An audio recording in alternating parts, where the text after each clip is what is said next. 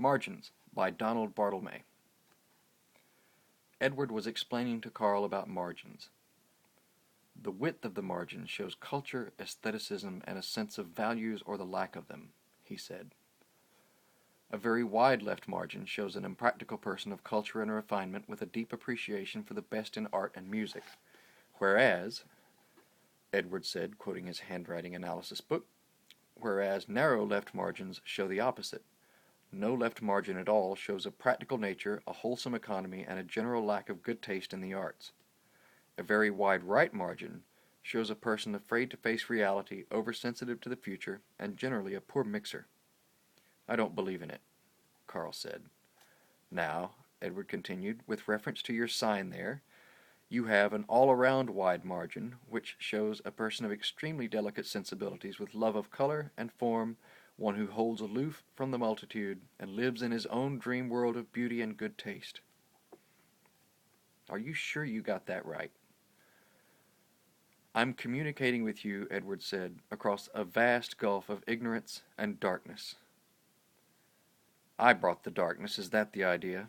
Carl asked. You brought the darkness, you black mother, Edward said. Funky man. Edward, Carl said, for God's sake. Why did you write all that jazz on your sign, Carl? Why? It's not true, is it? Is it? It's kind of true, Carl said. He looked down at his brown sandwich boards, which said, I was put in jail in Selby County, Alabama, for 5 years for stealing $1.50, which I did not do. While I was in jail, my brother was killed and my mother ran away, and when I was little. In jail, I began preaching, and I preach to people wherever I can, bearing the witness of eschatological love. I have filled out papers for jobs, but nobody will give me a job because I have been in jail and the whole scene is very dreary. Pepsi-Cola. I need your offerings to get food. Patent applied for and deliver us from evil. It's true, Carl said, with a kind of merde-y inner truth which shines forth as the objective correlative of what actually did happen back home. Now look at the way you made that M and that N there, Edward said. The tops are pointed rather than rounded. That indicates aggressiveness and energy.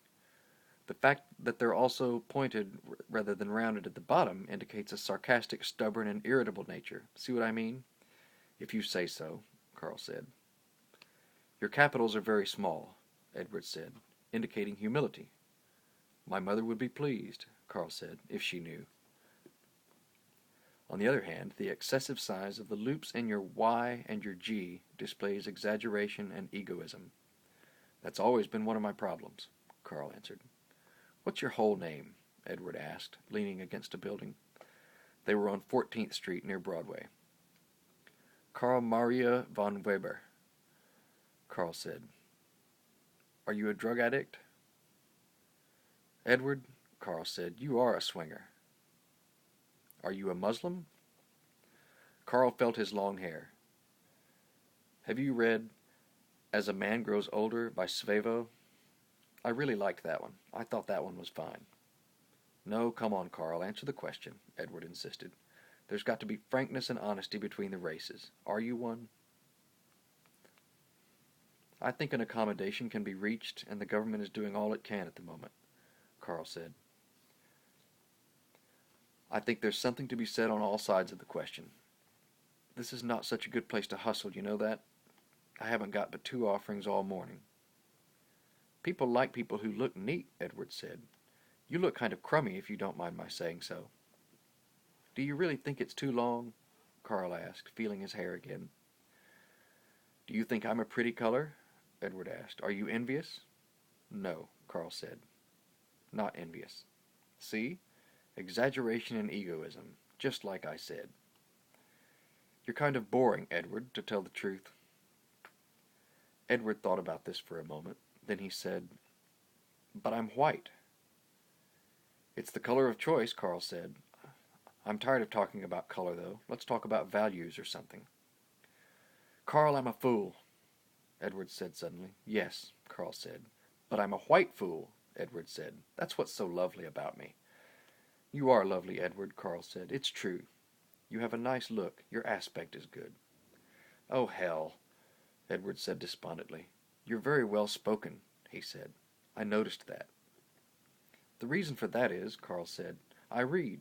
Did you read The Cannibal by John Hawkes? I thought that was a hell of a book." "Get a haircut, Carl," Edward said. "Get a new suit. Maybe one of those new Italian suits with the tight coats. You could be upwardly mobile, you know, if you just put your back into it." "Why are you worried, Edward? Why does my situation distress you? Why don't you just walk away and talk to somebody else?" "You bother me," Edward confessed. "I keep trying to penetrate your inner reality to find out what it is. Isn't that curious?" John Hawkes also wrote The Beetle Leg and a couple of other books whose titles escape me at the moment, Carl said. "I think he's one of the best of our younger American writers." "Carl," Edward said, "what is your inner reality? Blurt it out, baby." "It's mine," Carl said quietly. He gazed down at his shoes, which resembled a pair of large, dead, brownish birds. "Are you sure you didn't steal that $1.50 mentioned on your sign?" "Edward, I told you I didn't steal that $1.50. Carl stamped up and down in his sandwich boards. "It sure is cold here on 14th Street. "That's your imagination, Carl," Edward said. "This street isn't any colder than 5th or Lex.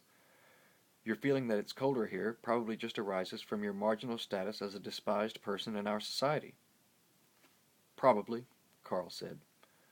There was a look on his face. "You know, I went to the government and asked them to give me a job in the Marine Band, and they wouldn't do it." "Do you blow good, man? Where's your axe?" "They wouldn't give me that cotton-picking job," Carl said. "What do you think of that?" This eschatological love," Edward said. "What kind of love is that?" "That is later love," Carl said. "That's what I call it, anyhow. That's love on the other side of the Jordan. The term refers to a set of conditions which... It's kind of a story we black people tell to ourselves to make ourselves happy." "Oh me," Edward said. "Ignorance and darkness." "Edward," Carl said, "you don't like me." "I do, too, like you, Carl," Edward said. "Where do you steal your books mostly?"